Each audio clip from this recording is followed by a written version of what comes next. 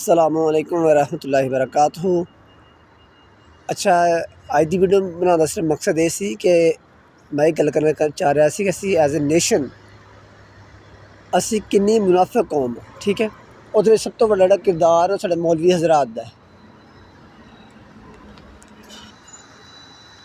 हुण तुसीं सोचदे होगे कि उस किस तरह देखो आवाम नूं इस पासे ला के जी KFC इसराइल दी है तो इहदा बाईकाट करो। वो बाईकाट करो यार, काहदा बाईकाट तुसीं करदे हो।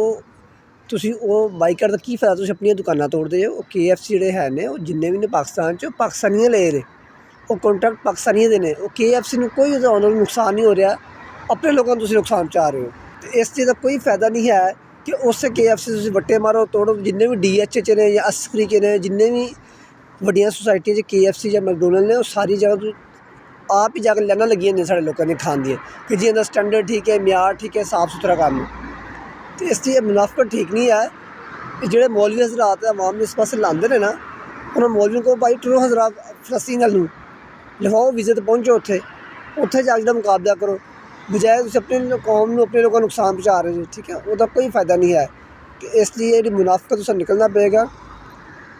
और ये तो कुरान में क्या कह रहा है कि मुनाफिक सब तो बुरा है, ठीक है।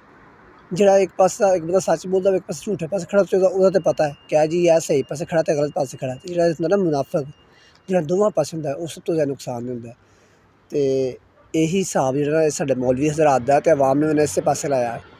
ਇਸ ਲਈ ਇਹਨਾਂ ਮੌਲਵੀ ਹਜ਼ਰਾਤ ਤੋਂ ਬਚੋ, ਠੀਕ ਹੈ। ਹੁਣ ਜਿਹੜਾ ਕਹਿੰਦਾ ਉਹਨੂੰ ਕਹੋ ਭਾਈ ਟੁਰ ਹਾਂ ਜ਼ਰਾ, ਪਹੁੰਚੋ, ਸ਼ਾਬਾਸ਼ इसराइल है, ਤੁਸੀਂ ਫਲਸਤੀਨ ਪਹੁੰਚੋ, ਜਾ ਕੇ ਉੱਥੇ ਮੁਕਾਬਲਾ ਕਰੋ। ਸਿਰਫ ਨਾਅਰੇ ਮਾਰਨਾ, ਗੱਲਾਂ ਕਰਨ ਤੋਂ ਕੁਛ ਨਹੀਂ ਬਣਨਾ ਹੈ, ਠੀਕ ਹੈ।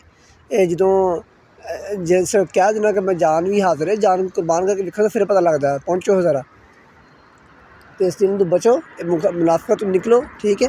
ਆਪਣੇ ਲੋਕਾਂ ਨੂੰ ਆਪਣੇ ਨੂੰ ਨੁਕਸਾਨ ਪਹੁੰਚਾਉਣਾ, ਗਮਲੇ ਤੋੜਨਾ, ਸੜਕਾਂ ਤੋੜਨਾ, ਲੋਕਾਂ ਦੁਕਾਨਾਂ ਤੋੜਨਾ ਕੋਈ ਫਾਇਦਾ ਨਹੀਂ ਹੈ ਤੁਹਾਨੂੰ। ਤੁਸੀਂ ਸਿਰਫ ਆਪਣੇ ਲੋਕਾਂ ਨੂੰ ਨੁਕਸਾਨ ਪਹੁੰਚਾ ਰਹੇ ਹੋ, ਆਪਣੇ ਲੋਕਾਂ ਦਾ ਕਾਰੋਬਾਰ ਤਬਾਹ ਕਰ ਰਹੇ ਹੋ।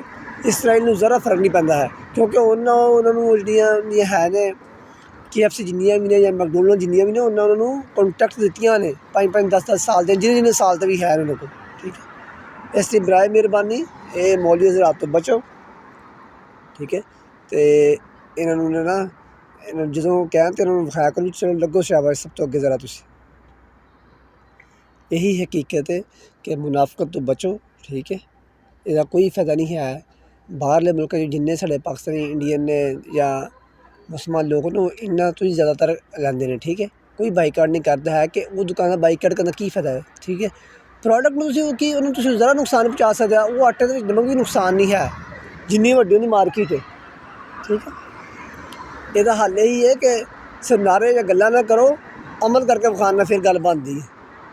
ਬੜੀ ਮਿਹਰਬਾਨੀ, ਜਜ਼ਾਕੱਲਾ। अस्सलामु अलैकुम वरहमतुल्लाहि वबरकातुहू।